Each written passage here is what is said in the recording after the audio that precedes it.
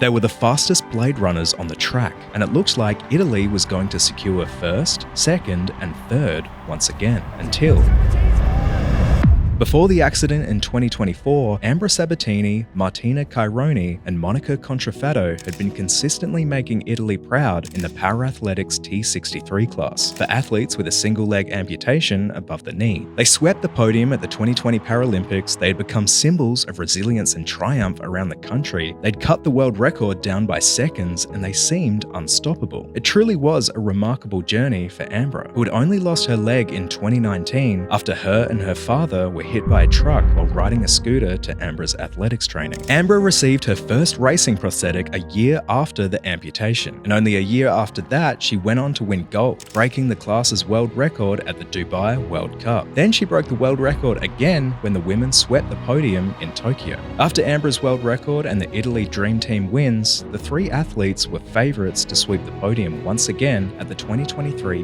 Paris World Championships, and they certainly didn't disappoint. It's going to be Italy 1, 2, 3 again. It's Sabatini leading the way. Hat-trick, world record.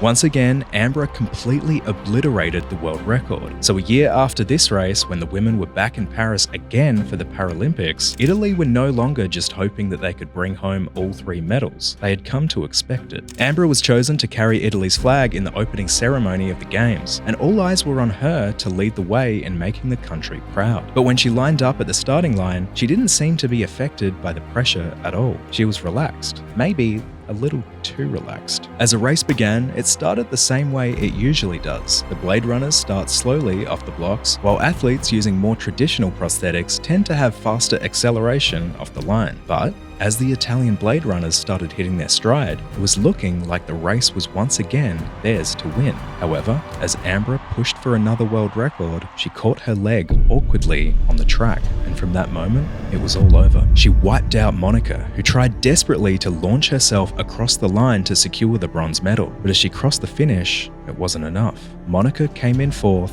and Ambra broke down in tears. The two athletes that choose to run without blades couldn't believe their luck. They had each won their first ever Olympic medals, in a race they thought they would have no chance in against the Italians. Martina still managed to bring home the win for Italy, and when the race was reviewed by the officials, Monica was awarded a joint bronze medal, as that's where she would have likely ended up if it weren't for Ambra's accidental interference. Despite the embarrassing upset, Ambra is still just as determined as ever, and she's looking forward to redeeming herself in Los Angeles in 2028.